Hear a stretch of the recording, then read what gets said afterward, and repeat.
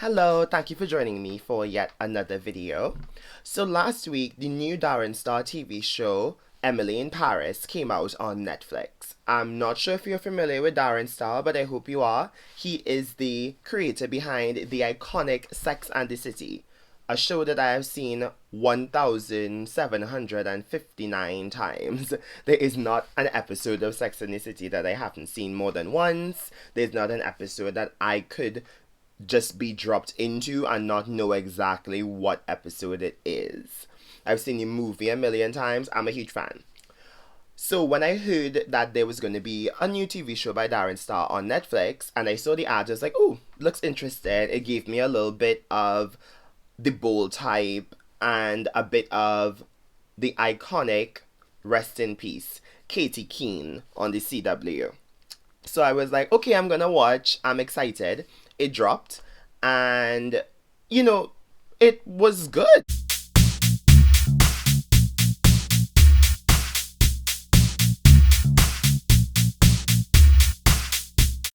Now, I'm not gonna say that it's a perfect show and that it has absolutely no flaws, because there are some things that are a bit wrong with it. But I want to talk about what's right first. So, one thing I really related to as an expat living in Japan is the idea of Emily not being able to speak French. She moved over there for work, and more than one character said, why would he move to France if he can't speak French? And I've had people ask me similar questions. Why did I move to Japan if I can't speak Japanese? But I moved here for work the same way Emily did. So, especially as an English teacher, why would I move to a country where they speak English? They don't need English teachers. So it's kind of like a silly question to ask somebody when they've just moved to a place. But Emily made an effort throughout the season to learn French, and I respect that about her because God knows I didn't do that moving to Japan, and it's been years now, and to be honest, my Japanese is quite horrible. Another thing that I found quite enjoyable about the show is that when you move abroad, it's impossible for you to not compare your experiences at home in your own culture to the experiences in this new culture. Now, Emily kind of took the stance sometimes of trying to tell French people that the American way was better, which is absolutely wrong. Moving to Japan, I would never tell Japanese people that the Trini way is better than the way they do it here. It's a different culture and it's not really fair to criticize the way they do things because you do it one way. So, I like that I also like that they dedicated a certain amount of time to Emily having to make friends. I understood like that loneliness because I remember when I first moved to Japan, adapting to a new job, new responsibilities, a new country, a language I didn't speak very well, it was quite overwhelming. I remember having more than one evening when I would come home from work and I'd be like, did I make the right decision moving to Japan? Or should I have just stayed at home where I was comfortable with my mom and my life and a really good number of friends?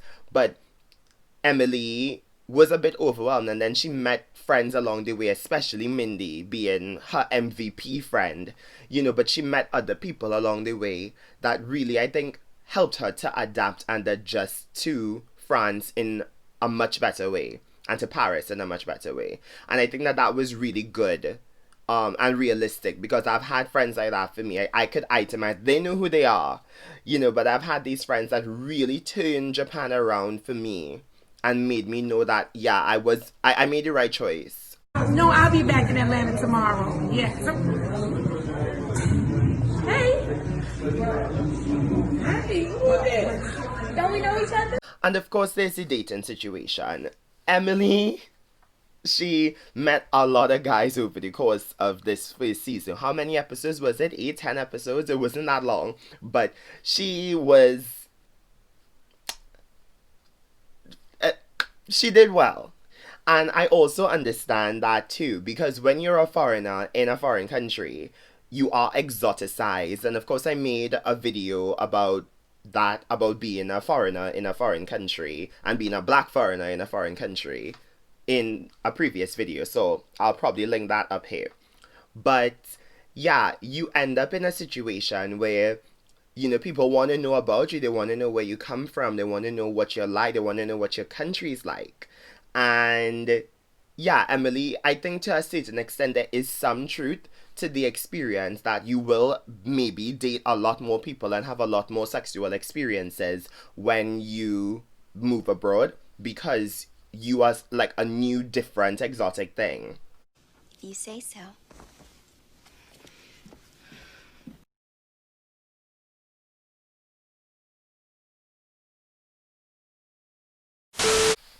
I have a question. How does Emily afford all of her really expensive clothes? Like, I've seen her rocking Chanel and I've seen her like wearing things that look so expensive, glamorous gowns. Now, I think it's one of those things that you kind of have to suspend your disbelief about. I mean, come on, this is like the daughter of Sex and the City. Carrie couldn't afford half the things she wore either, but that didn't take away from the narrative. We all love Sex and the City. And I think it's a similar thing, but it was one of those things that I thought to be really funny because she would sometimes say, I can't afford to do this thing, but then I'll be like, girl, look at what you're wearing. You could sell that dress and you would be able to afford it. Oh, would you say these clothes and jewels are those of your everyday journalist? Well, anything can be rented these days. As I mentioned before, there were a couple good friends that she made along the way. And I wish we had gotten a bit more time with her friends because it felt like more of a show focused on Emily and less of a focus on the other characters. And I would say that, as I said earlier, it's comparative to Katie Keene. I think Katie Keene maybe got the supporting cast situation a bit better because there were some things in the lives of the other characters that I wish I was able to see, but it felt like a real first person narrative where if Emily didn't see it, we as the audience didn't see it. And I felt like that really was a missed opportunity to see certain things about their lives. I would have loved to see more about Mindy's life as a teacher or as a nanny. I would have loved to have seen more of the other characters and what they did when they went home. I wish we had. I wish we had seen a bit more. I wish we could have gotten them fleshed out. Not that they were poorly fleshed out by any means, but I just wish that we could have gotten more. Life goes on. Life goes on. Life goes on. Life goes. Life goes on. Life goes on. Life goes on.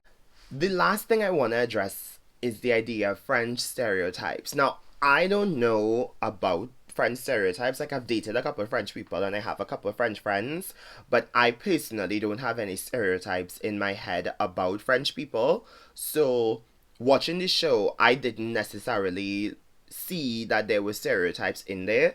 I kind of just looked at it and thought, well, this is her experience or whatever.